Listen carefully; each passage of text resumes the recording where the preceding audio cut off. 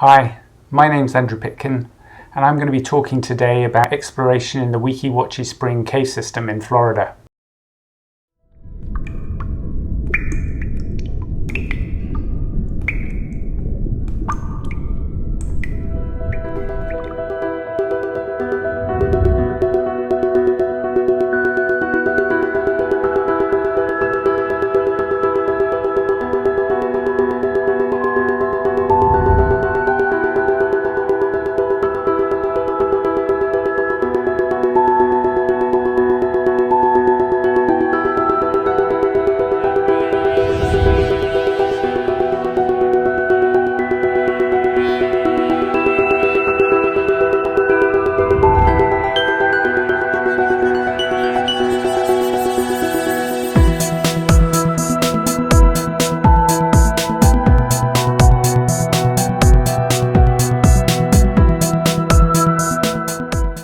KUR stands for Karst Underwater Research. We're a 501c3 that supports the documentation, research, and protection of underwater cave systems, springs, and their relative surface features.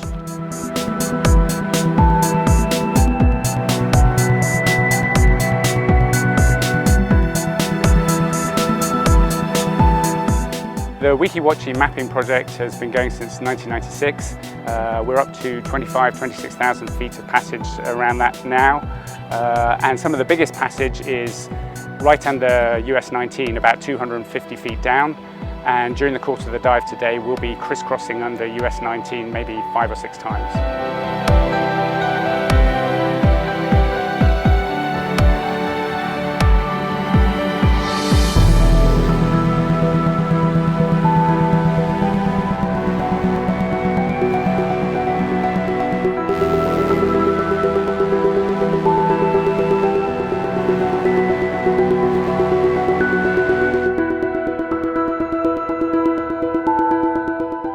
This type of cave exploration is important, and in my mind it's worth the risks and worth the money and worth the time and investment because it leads to a greater understanding of the watershed and our drinking water and where the water comes from.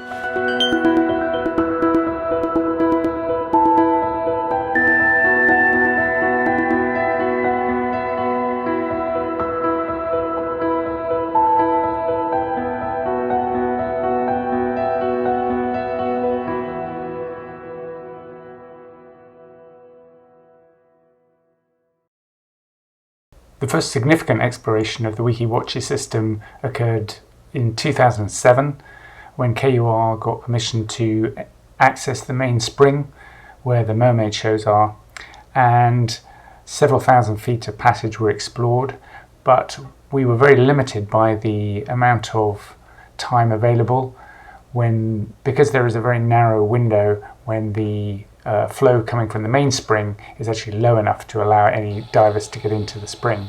But nevertheless, in those early days, quite a bit of passage was explored.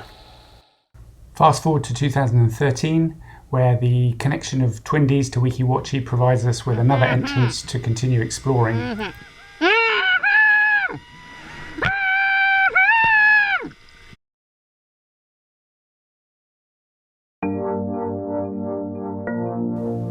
The main passage at Weeki Wachee is over 200 feet wide and over 100 feet high.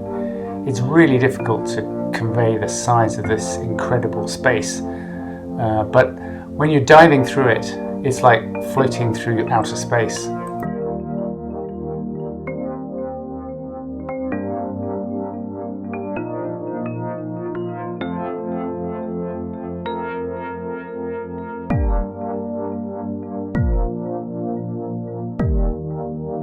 At its southern end, a point known as the Mega Y, the huge passage divides, and the left-hand branch goes into a huge white-walled room that starts at around 250 feet of depth and descends to over 400 feet.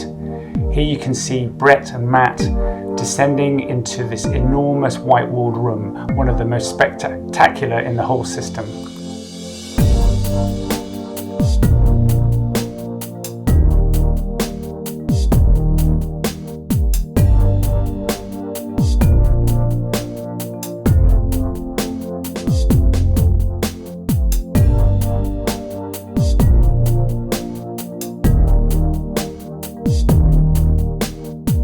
Mount Doom is well named. It's a small crack at the bottom of a mountainous pile of breakdown.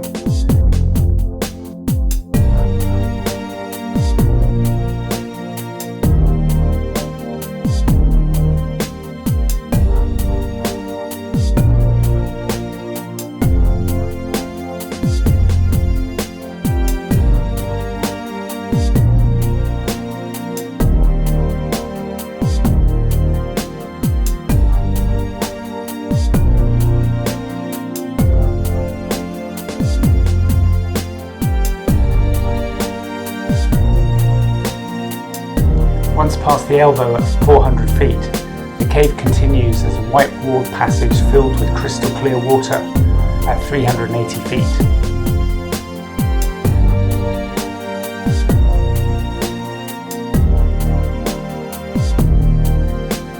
The diver in front is Brett Hemphill. While we were shooting this video, he noticed a lead on the far side of this room, which subsequently became known as the White Stripe Room.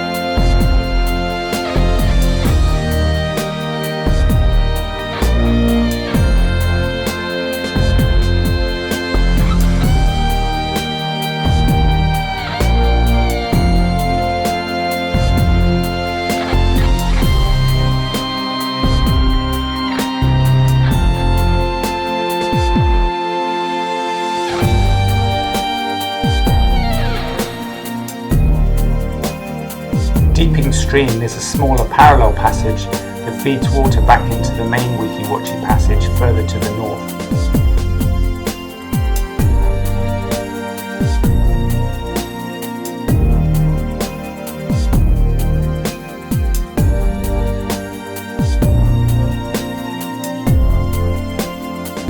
Matt Vinzant and I were the lucky ones to explore the lead that Brett had found on that video dive.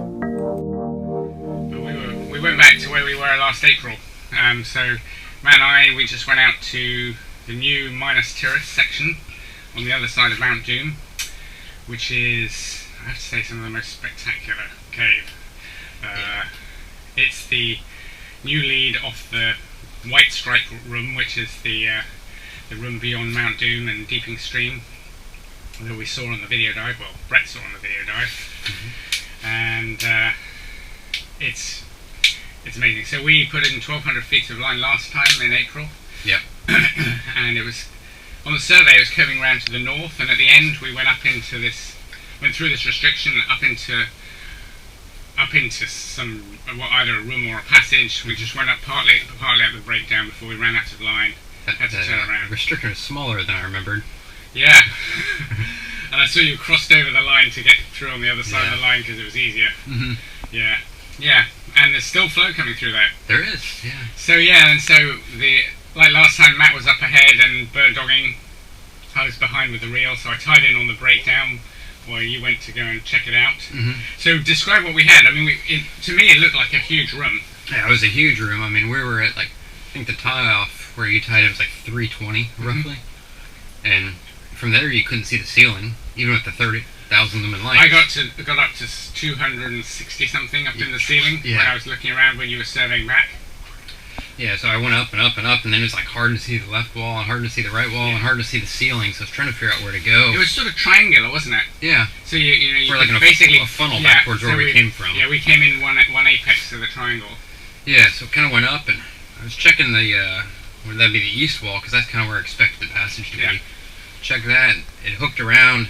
Didn't see anything obvious there, but that must be where the flow is coming from, because as soon as you got over the breakdown pile back into the passage on the other side, the silt was different color. Yeah.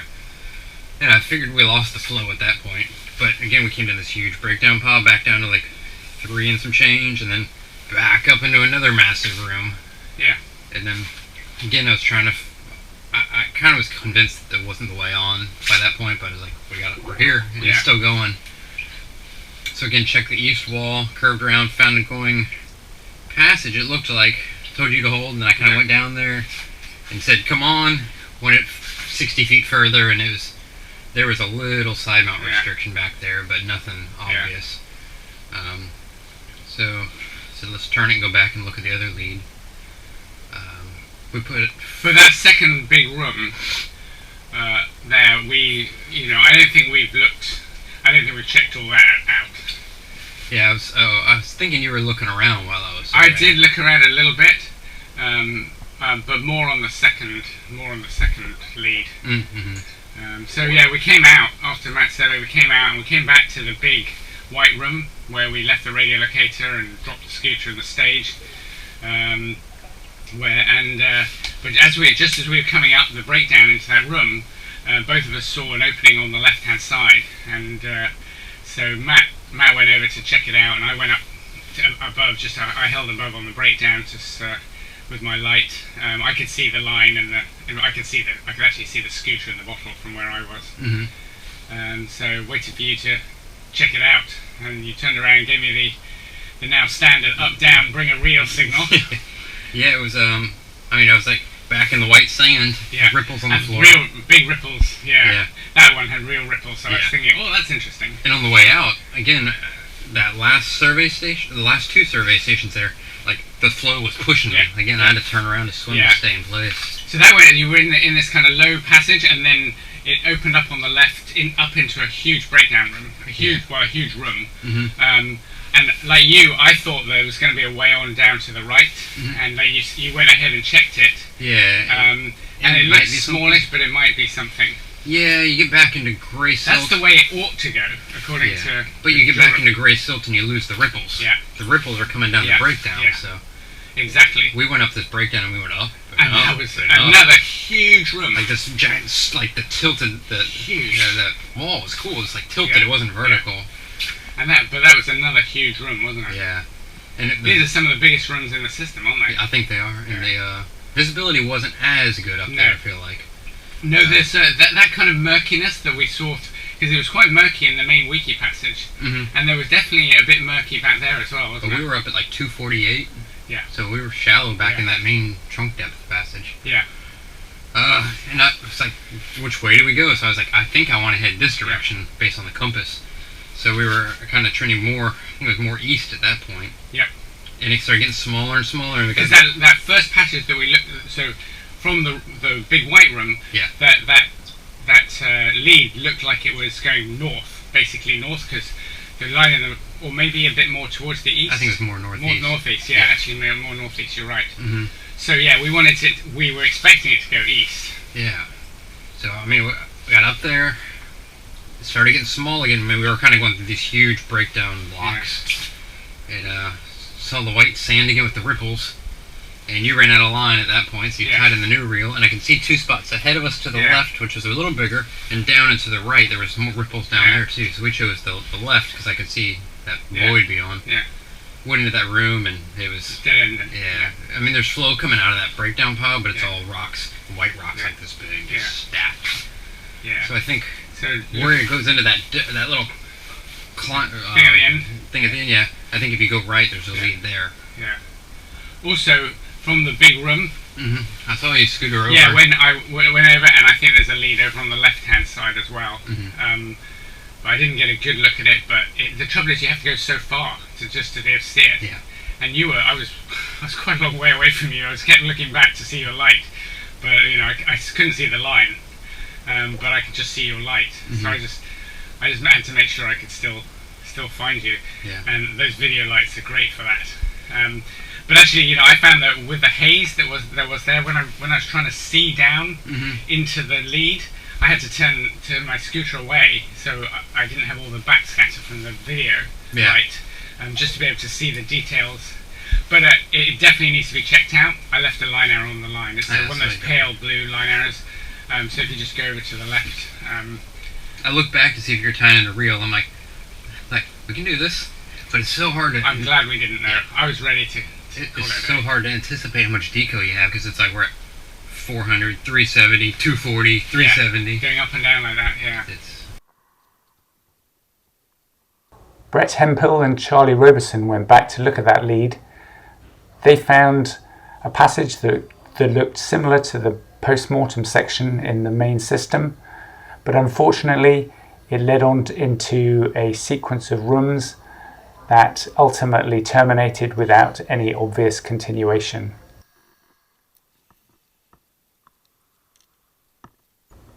They also set up the radio location transmitter in the Sirius room, which was deeper than any other previous radio location position that we had ever attempted to find within the system, and in fact maybe the deepest ever underwater radio location ever performed.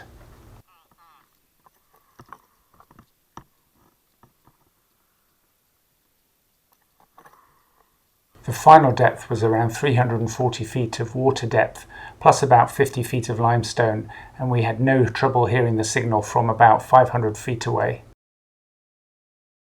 This is a sketch of the new Minas Tirith section. It shows that the new passages trend towards the north, with only a few small leads remaining. The northerly trend of the passages surprised us somewhat, because we know that the spring shed for the Weeki Wachee system is to the southeast, as shown by the green area on the map on the left. The hydraulic gradient map on the right again suggests that the water appears to be flowing underground from the southeast. This map shows the entire Weeki Wachee system, with the new Minas Tirith section visible on the eastern portion. It's dated in June of 2020, which was the last time we were able to do any significant exploration, because in the summer of 2020 we had a very limited amount of rainfall in the spring shed, and so flow in the Twin Dees entrance was never really suitable for extended exploration diving.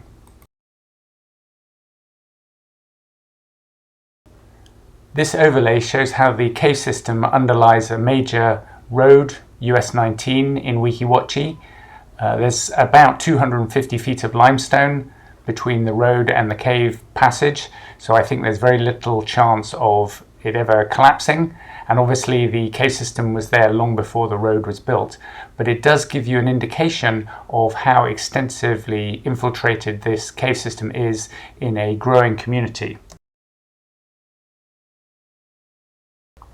I'd like to finish up by talking about some of the logistics of this kind of cave exploration. This is a profile of one of our typical dives in the Weeki Wachee system from Twin Dees.